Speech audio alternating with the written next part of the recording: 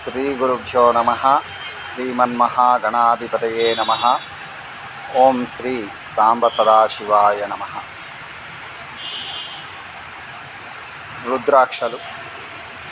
మరి రుద్రాక్ష ధారణ అనేది అందరూ చేయవచ్చా? మధుమాంసాలు స్వీకరించేటప్పుడు రుద్రాక్ష అనేది ఉండవచ్చా అనేటటువంటి మీమాంస చాలామందిలో ఉంది. అయితే రుద్రాక్ష ధారణ విధి విధానాలు, మరి రుద్రాక్ష ధారణ చేయడం అనేది సాక్షాత్తు శివుడి అనుగ్రహం ఉంటేనే అటు రుద్రాక్ష మీ మెడలోకి వస్తుంది. మరి ఏ నక్షత్రం వారు ఏ రుద్రాక్ష ధరించాలి అనేటటువంటి విషయాన్ని ముందు వచ్చే వీడియోలో తెలియజేస్తాను.